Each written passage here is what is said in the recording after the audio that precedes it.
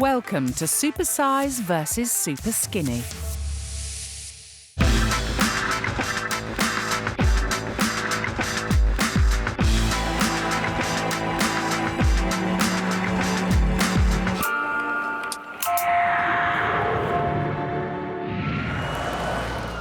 Experts calculate that by 2050, obesity and its related illnesses will cost the UK £50 billion a year. But in America, the problem's even worse and gives us a stark insight into what our future might be. Here in McAllen, Texas, America's fattest city, Dr. Christian's visiting the Doctors' Hospital, where they have a bariatrics department specialising in the treatment of obesity-related illnesses, including diabetes, heart failure and poor circulation. So you're a bariatric surgeon here in the hospital? Correct. Yes. Has your job got busier over the years? Yes, it has. How much so? Probably roughly doubled over the last couple of years.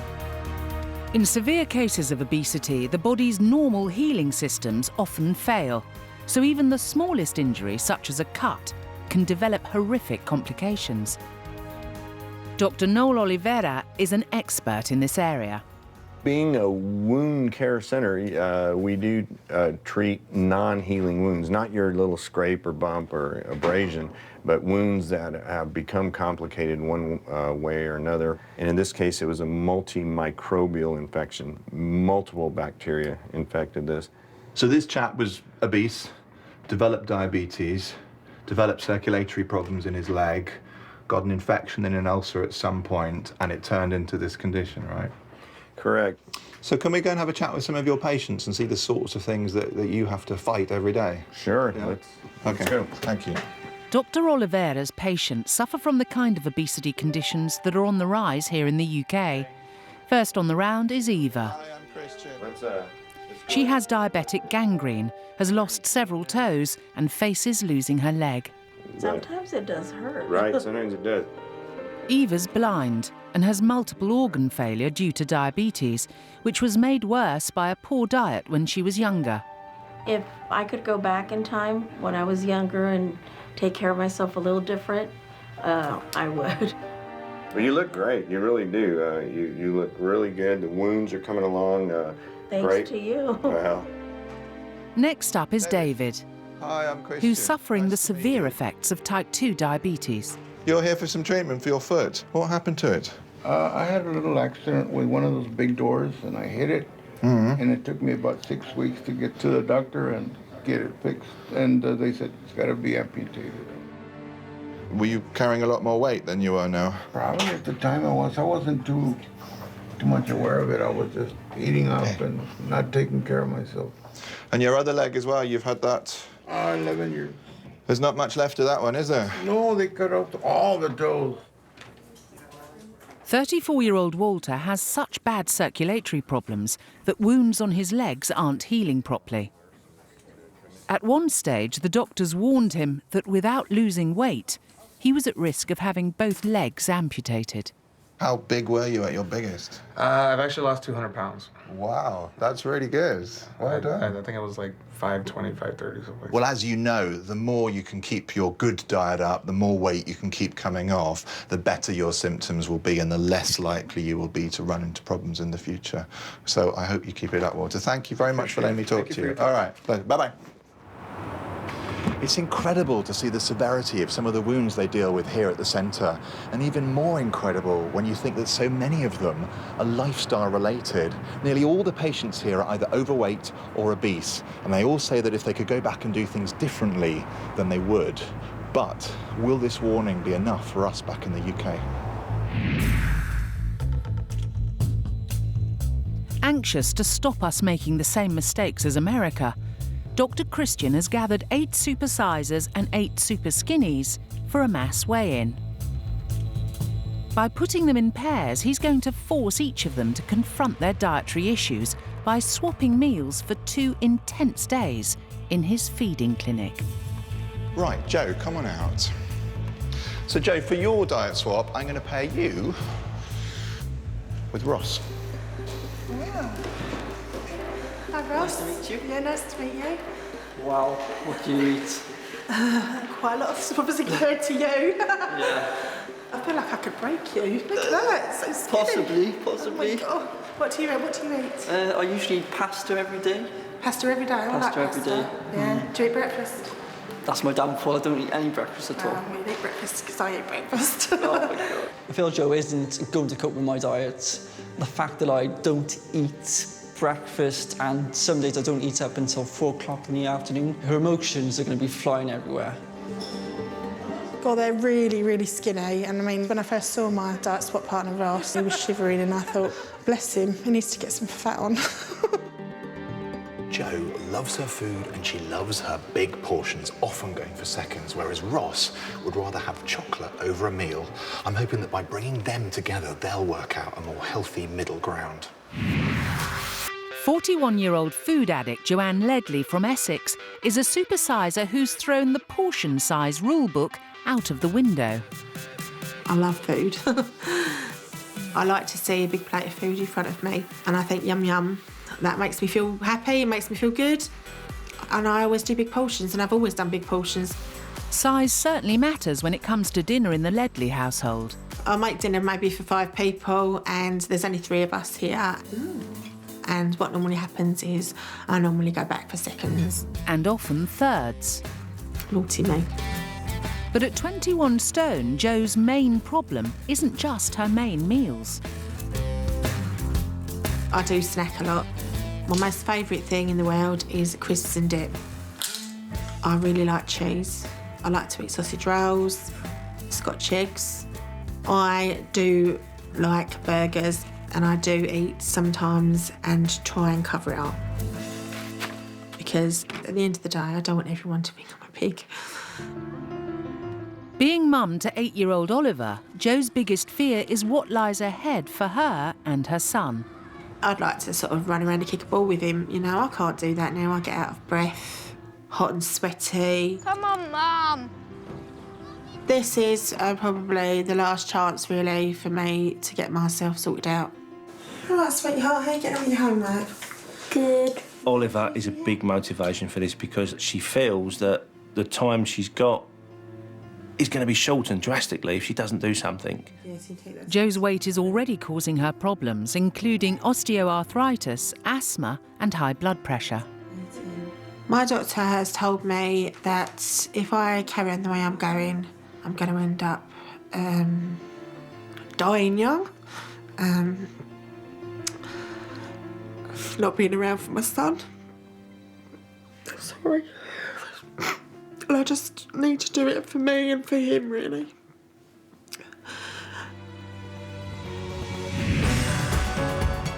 Whilst Supersize Jo always makes time for food, by contrast, Superskinny 23-year-old telecoms engineer Ross Clarke from Cardiff reckons he simply doesn't have time to eat. I'm incredibly busy at work during a normal day. Carrying my tools, carrying ladders in and out of houses, climbing poles. My phone is probably constantly going.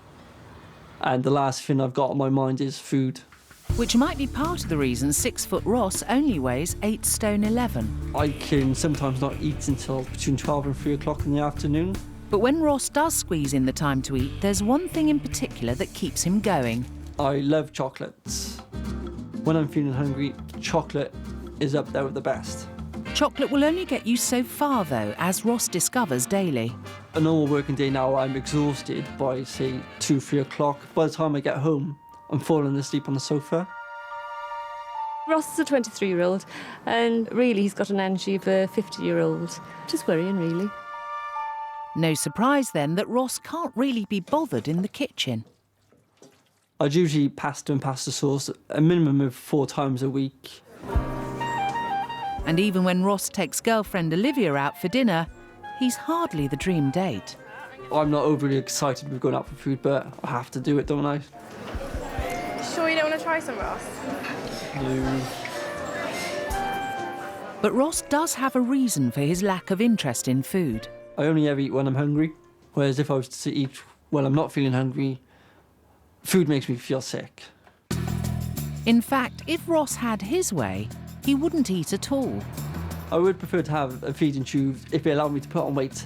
With a feeding tube, there's no need for chewing and eating and all that malarkey. Feeding tube or not, Ross knows he needs to make changes to his diet before it's too late. I know I'm too thin. Obviously, other boys have got their muscles hanging out, whereas I've got no muscles. I probably want to put on at least 3 stone. I can't go on at the moment at the weight I am because I'm just going to crumble. Before Ross and Joe arrive at the feeding clinic for 2 days' intensive treatment, Dr. Christian's sending Joe to the American South to meet someone whose extreme diet and terrible health problems could be just the wake-up call she needs. A bit apprehensive, you know, a little bit worrying, but can't wait to be a new me. So wish me luck.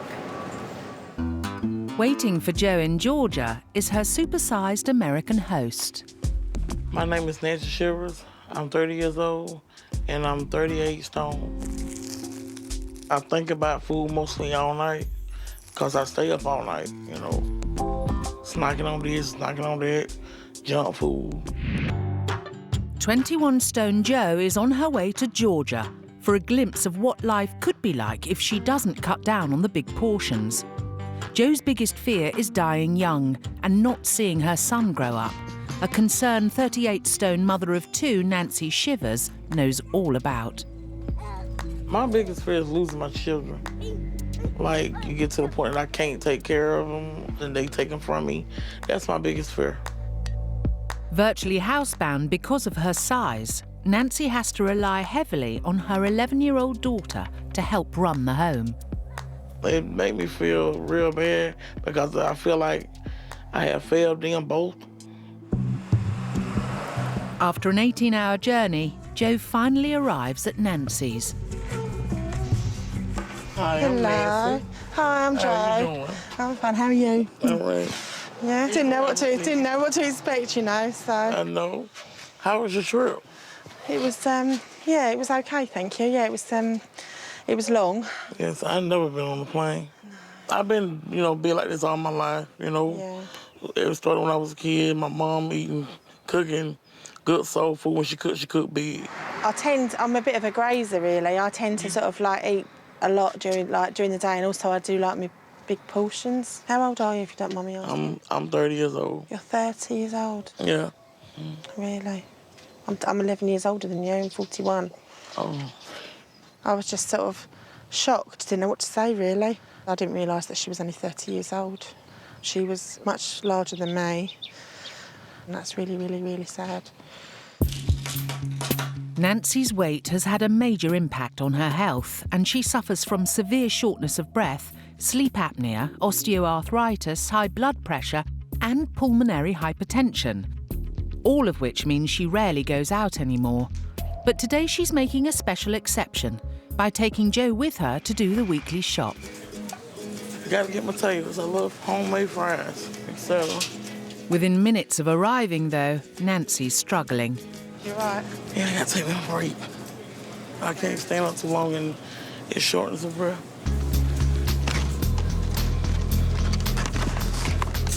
I gotta have hot dogs.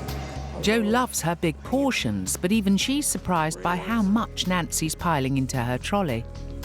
The bike is killing me. After a while, the sheer exertion of walking around the supermarket proves too much for Nancy, and she's forced to go back to the car, leaving Joe to finish off the shopping. If I was in Nancy's situation and I couldn't go out, well, what's the point of life?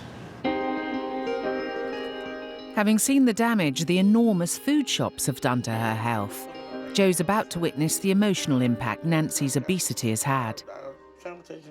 My daughter's 11, my son is 3. But it hurts when I can't do for them. It hurts. With her own son Oliver Joe's biggest motivation for weight loss, Nancy's story really hits home. I need help, you know, it's bad. I'm at a limit right now that I need help. Sorry. It's okay. Sorry. I'm trying to do all I can to put a smile on their face, but I can't go and take them to no movies, you know. I can totally know where you're coming from. I don't want to embarrass them as much as I already is. And I feel real bad. I failed them as a mother. She finds it so hard with everything, and I can understand that. I can sort of relate to it, you know, about the family side. She can't play with her kids, and she loves her kids just like I love my son. Unbeknownst to Joe and Nancy, on the other side of town, Dr. Christian is preparing for his surprise visit. Joe and Nancy have a number of things in common. They both have young children who they're finding it increasingly difficult to play with because of their size. And they both seem to be pretty addicted to food. Snacking is a big issue for both of them. Back at Nancy's, her dad's fired up the barbecue. With their plates piled high, they tuck in, unaware that Dr. Christian's about to join them. Ooh, that fatty part. Oh, I love it, don't I? So, who forgot to invite me to the barbecue? Oh, Hey? my goodness! Oh, my goodness. And you're Nancy. You are covered in barbecue. Nice to meet you, Nancy. Oh, my goodness. Surprise? I'm so shocked, yeah. What are you tucking into there? Tucking into... Whoa, a whole load of ribs. Oh, they're absolutely wonderful. Now, something that Jo always does, because this was the way she was brought up, but she always finishes her plate. Don't you? Yeah. You don't like to see food left over. What do you think of that, Nancy? Just like I don't like wasting food. Even though I be full or whatever, I just got to finish everything. But I don't want to leave nothing on my plate. Yeah. To find out more about where Nancy's gone wrong with her diet, Dr. Christian heads indoors.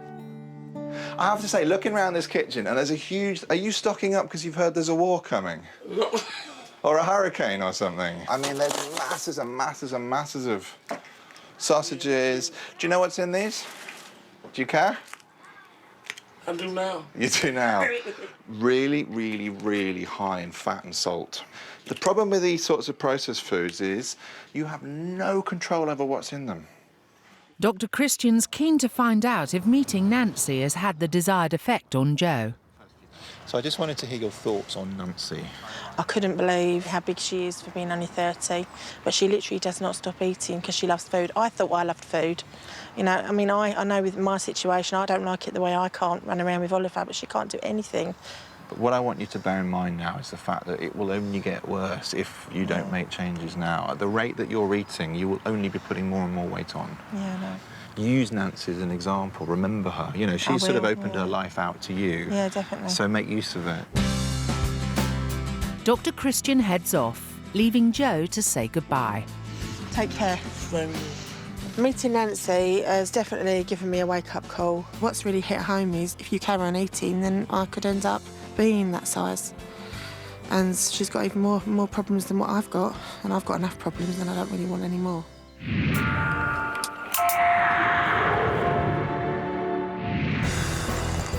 Joe's back in the UK and about to check into the feeding clinic. Joining her is Superskinny food avoider Ross. Before they get started on their 2-day meal swap, Dr. Christian wants to see them both, starting with 8 stone 11 Ross, who can barely get through the day without nodding off. How are you feeling? A bit nervous, yes. What are you nervous about? The amount of food that I'm going to have to eat.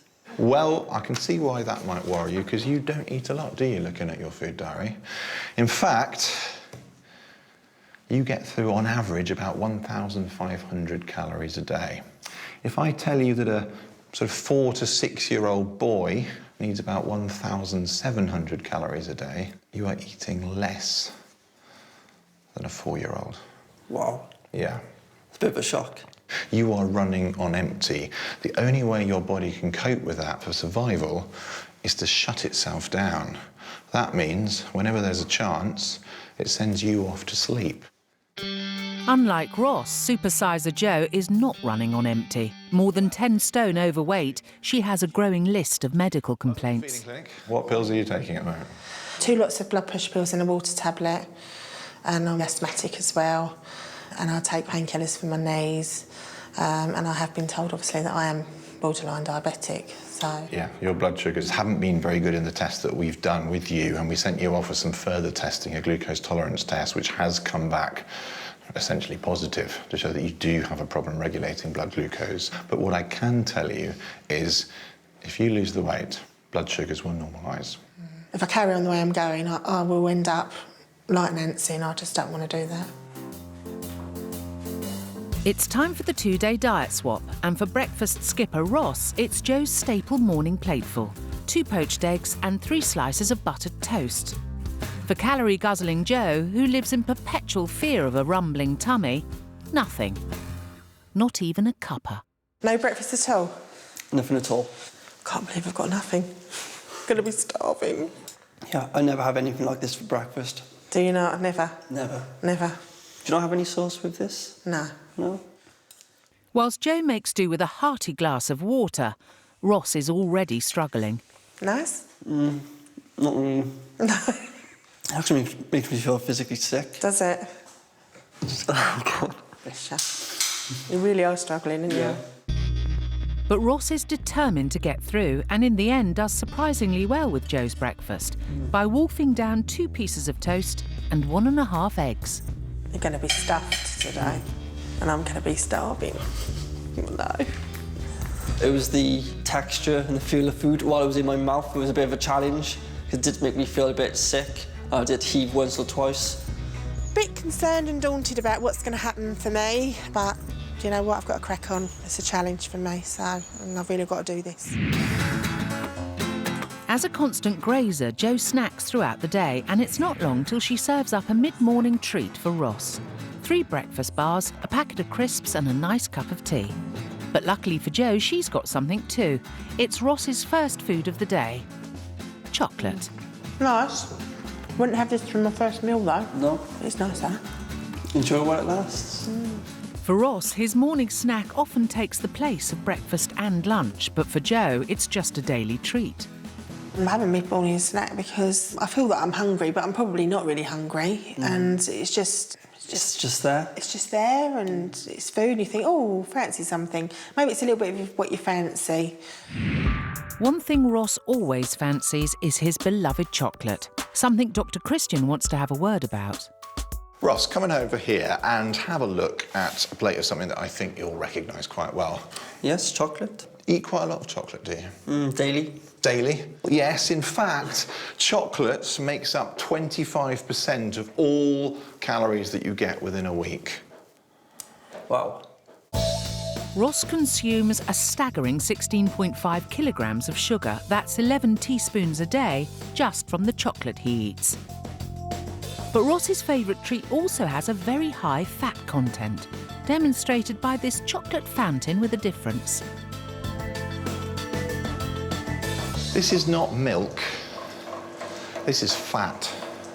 This is melted lard. And this represents the total amount of fat that you're getting in your diet just from the chocolate that you eat. This is 31 blocks of lard. This saturated type fat is the fat that we know raises your cholesterol and increases your risk of heart disease and stroke. You think skinny people don't have heart attacks? You're wrong, they do. Nice. So Ross's chocolate habit is doing him no favours, but it's not too late to change. For now, though, he has to contend with a supersize lunch: a large jacket potato with beans, cheese, tomato and cucumber, and a glass of Diet Cola. And not forgetting, we have lots of salt. And Ross serves up nothing for the second time today. I can't believe you've got no lunch. I just don't know how you can live like that. Despite having felt sick at breakfast, Ross rises to the lunchtime challenge. And you look like you're really enjoying that, so that makes me feel even worse. Sorry. While I was eating my lunch, I felt sorry for Jo not having anything to eat. But then again, that's what she's got to go through to understand that she eats far too much. I do actually feel quite hungry. I'm getting a bit of a headache. 21 stone Jo and 8 stone 11 Ross are nearing the end of day 1 in the feeding clinic, which means it's dinner time. And Ross gets to enjoy a typically huge Jo portion of Chinese takeaway. Beef chow mein, lamb with ginger and spring onion, sweet and sour chicken Peking style, special fried rice, chicken balls, prawn crackers and sweet and sour sauce. Oh, this looks so delicious. Oh, I so want this. How does that look? Disgusting. It does not. So Ross is far from impressed, but Joe's not exactly wowed by her dinner either. A sausage, a bread roll and 2 small pork steaks. There's nothing to that, is there? No. Having missed out on breakfast and lunch, Jo races through her mini meal. In contrast, Ross has barely made a dent in his great wall of Chinese food. You're not doing very well, are you, there? No. Are you feeling full up? No, I'm not feeling full. No. It's the texture of the food, and I know I have to chew it for longer. Because I've choked a few times on steak, so one time I was dying. My girlfriend called an ambulance, so since that time, I've probably chewed my food for much longer than it's needed, just to make sure that I'm not going to choke. Ross is finally acknowledging a possible reason for his food aversion, but he's still struggling to get through his supersized takeaway. Do you honestly think this is a normal portion size? Honestly? For me, yeah, definitely. For you? But for an average person? It's a big portion size, definitely. Yeah, definitely. Do you reckon you're going to need to cut down on this size of food that you eat?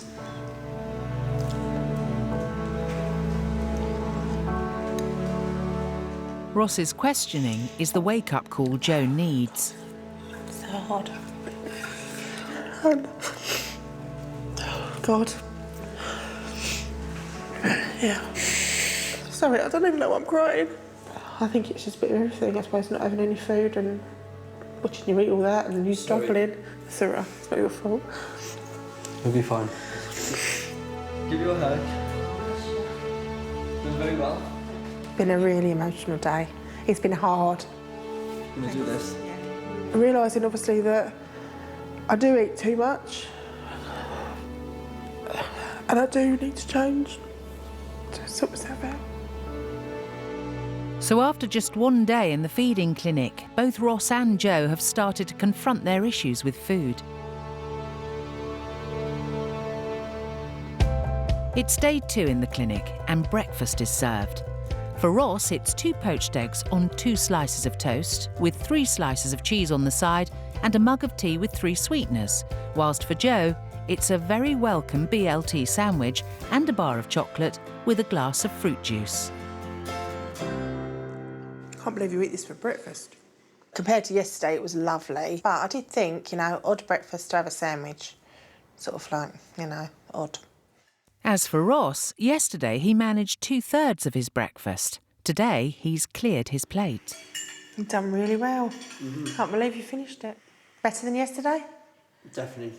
I surprised myself. So I kind of come to realise that maybe I can eat. I know I can eat, but maybe I come to realise that I haven't been eating enough lately. It's a breakthrough moment for Ross. But learning the importance of eating properly is not always straightforward.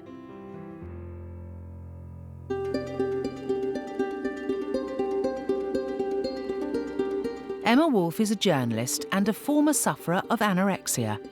She knows only too well how grave eating disorders can be.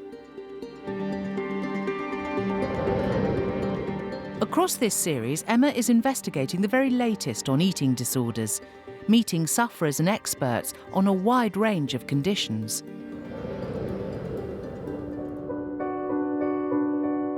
A recent cutting-edge study reveals that there might be a physical difference in the brain of anorexics, which can cause the eating disorder to develop.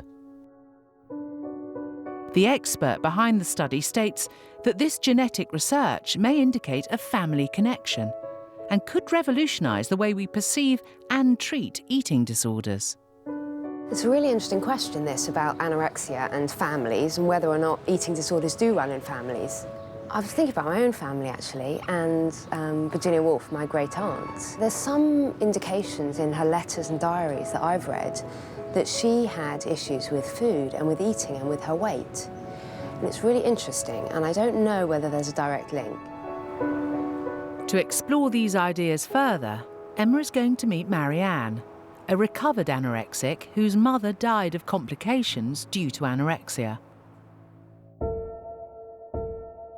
I think I got an eating disorder because at the time my mum was suffering from an eating disorder. She'd been suffering from her early teens. and it was something that was with her until she died. My mum's illness affected my life massively because basically from about the age of 8 I was responsible for her. I was doing an adult's job at 8 years old because of what she was suffering from. I was about 12 years old when I became anorexic.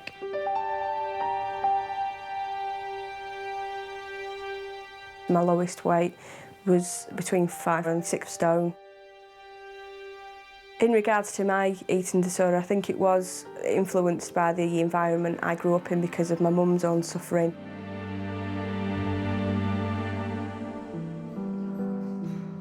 So Marianne, tell me a little bit about your mother. She was a functioning anorexic for all her life. Watching somebody systematically abuse themselves for years on end is really distressing. Marianne believes that she picked up many of her bad habits from her mother. I think you can learn traits of behaviour. You know, watching my mum have an eating problem, she never used to eat with us, and then she'd be very touchy about food. It was a very sensitive subject. And I think if you're brought up in an environment where there's such a focus on what you consume and how you look, I think it definitely can mould you into being more susceptible to developing an eating disorder and having that vulnerability. In 2009, Marianne's mum died of septicemia. Her emaciated body was too weak to fight an infection. She was 4 stone. I've been solidly recovered for the majority of 10 years. I had a psychologist and a psychiatrist at the time and my GP. I've got a good support system. I've got a fantastic husband, my in-laws are brilliant, and I've got really good friends, and they kind of keep me on the straight and narrow.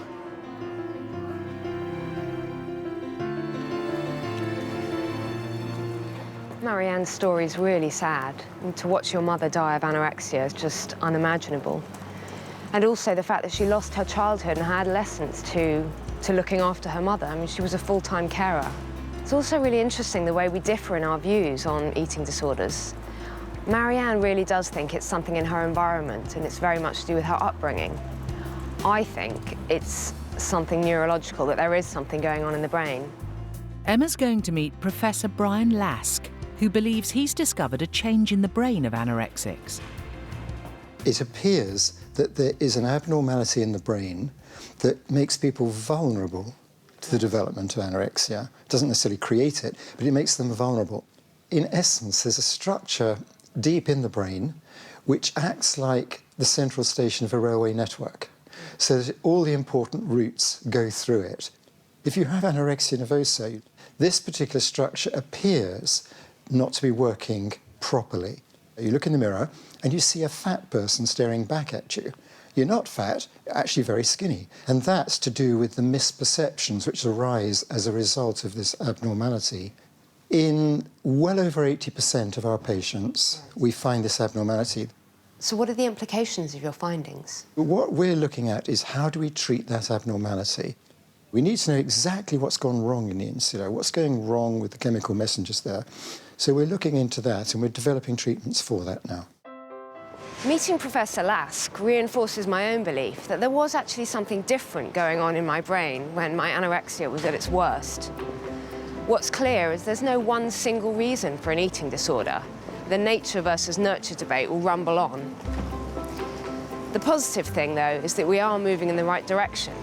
The more research that's done in this field, the better and faster we can get treatment to those who need it. If you think you or someone you know has an eating disorder, contact your GP or go to channel4.com/supersize.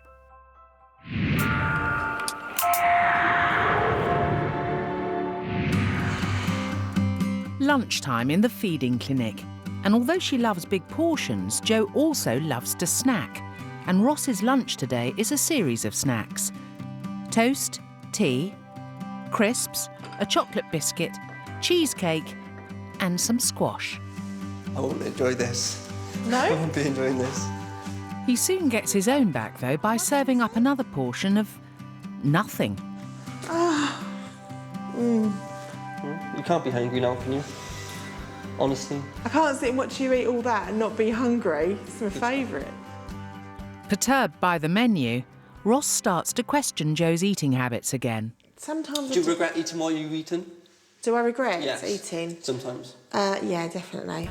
Like, for instance, I like the feeling of feeling full, and feeling full makes me feel happy, I suppose. But really, deep down, it's not really making me feel happy because obviously it's making me put weight on, so... Yeah, I need it's a to... cycle. You need a break. Yeah. So with Ross's help, Joe's beginning to realise that her love of food really isn't doing her any favours. It's the Last Supper, and as Ross hands Joe his favourite, a pitiful pasta and tomato sauce, Joe offers up her biggest challenge yet, a carb-tastic, overflowing bowl of carbonara, with 3 slices of garlic bread. Just the quantity of food is just dramatic. Where do I start? Joe wastes no time getting stuck in, but after 2 days of eating supersized portions, Ross is finding it tough. It's just too much. I don't think I'm definitely not going to be able to finish it. I'm finishing mine though, mate, tell you. Ross has done surprisingly well in the 2-day diet swap, eating a lot more than he normally would, but the carbonara is 1 supersized portion too far. He has learned some valuable lessons, though. It has made me realise that I can eat more, even though with this portion, this is just gigantic, and there was never a chance for me to finish that anyway. But the main factor is that if I don't fit in the time to eat the food, I'm never going to gain the weight. So I've realised that I have to make the time to eat the food. And Joe's been getting the message too. Looking at that now, I think, how could I eat that, all that, and not be so stuffed, you know? It's the way forward, really, for me now. I've got to really do this for me and my family and my health. I really want to do well. I've got it, like, fixed in my mind now, so... So the meal swap is over. It's time for Dr. Christian to give Ross and Joe their personalised meal plans. You have come to the end of your time in the feeding clinic. It is now the start of your journey, and this is where you go it alone, but not unaided, because these vital documents here contain your personalised diet plans for the next few months ahead. Joe's plan drastically reduces her portion sizes and swaps fatty snacks for healthier options to cut her calorie intake by half to 2,000 calories a day. Ross's plan doubles his daily intake to 3,000 calories and calls for him to make time for meals and substitute his beloved chocolate for healthier snacks, such as nuts.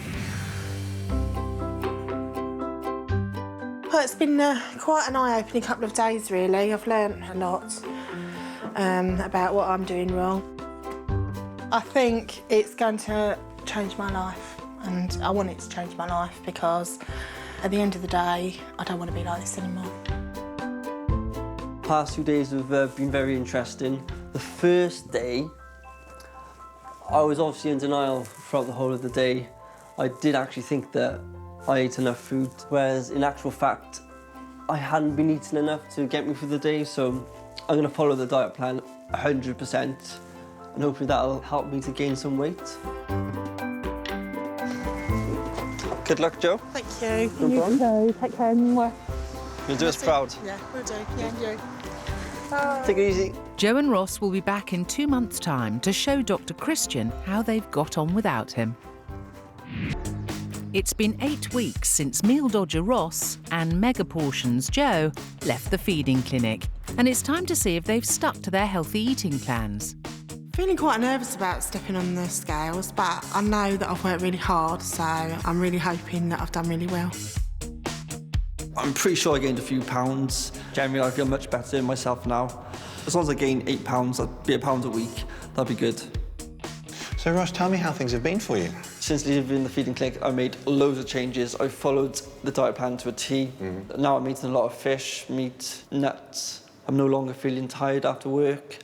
I'm eating the 3 meals a day as well as snacking in between. That's quite impressive. Yeah. You never used to eat breakfast. And my concern was shoving breakfast in every day was going to be quite tough. Have you managed to keep that up and do it?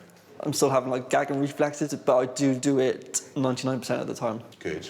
And then the true love of your life, chocolate, which I had to give you quite a talking to about. Have you managed to cut that down? I mean, I have 1 or 2 pieces of dark chocolate a week. Which is absolutely fine.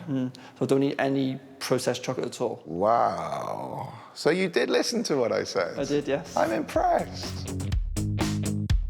It's been a couple of months, hasn't it? Yes. And? Things have been really good.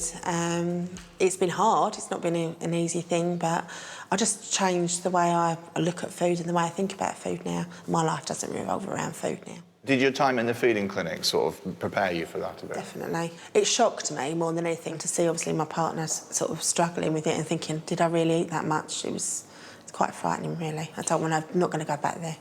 And then not only did you eat very big portion sizes, but you also used to go back for more. And have you controlled that a little bit better? Yeah, definitely. And we don't cook as much food. We don't have enough to go back for seconds, so what we have on our plate is on our plate. This is brilliant news. Time for Joe and Ross to see each other again. How you doing?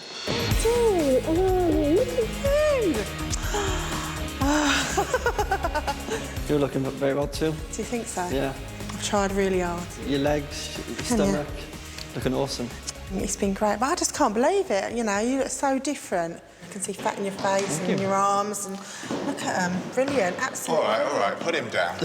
He looks brilliant, doesn't he? He does, he looks really good. And Ross, I'm going to start with you. What did you want to gain? In the dream world that you live in, what did you want to gain? I wanted to gain at least 8 pounds, but ultimately I'd like to have gained a stone, but I don't think I've got that far. 8 pounds is quite a lot in 2 months, isn't it? Yeah, it is. To be fair. And you haven't gained 8 pounds. Oh. You've gained more than a stone. Oh, God. Wow. You've gained 1 stone, 1 pound. Well done you. Which is kind of amazing, I have to say. Yeah, I can't believe it. I'm really pleased. I smashed my target. I'm pretty shocked, yeah. I know eating breakfast is a chore, all right? But it's working wonders for you. And Joe, what about you then, eh? I don't know. To me, the final weight is less important than the changes that you manage to make to your lifestyle, to the diet, and to the way that you feel. And all of that has improved dramatically. But, nevertheless, you have lost weight. Good. You've lost 1 stone, 10 pounds. No way! You are just nudging up to the 2 stone mark, which is fantastic. 1 stone, 10. Yep. I can't believe that. 1 stone 10. You have both completely nailed it, and I'm delighted for the 2 of you. Really well done. High five. This is a complete life change for me. I feel, you know, that I've got a really good future ahead of me. I feel that, you know, I'm going to be able to see Oliver grow up. I do think the future's good. My lifestyle has completely changed. I'm feeling fitter and healthier. The hard work was definitely worth it, and I'm going to continue it onwards and upwards. Next week in the feeding clinic, Supersize Julie and Superskinny Zoe face some shocking truths. So, what's up? Tell me what's upsetting you. Emma Woolf investigates the world of eating disorders in men. I mean, I was already taking about 80 laxatives a day. A day? And Dr. Christian is back in the USA, discovering the ultimate consequences of obesity. I have read they're allowed to remove limbs to facilitate placing the body in the retort. I mean, it's horrendous, isn't it? Tomorrow night from 8, sorting out the style of the masses, another woman in a frenzy. Gok Wan has the tips she desperately needs. Now, next tonight, what happens when your ex runs the dating agency you are relying on to find new love? Awkward in the Undateables.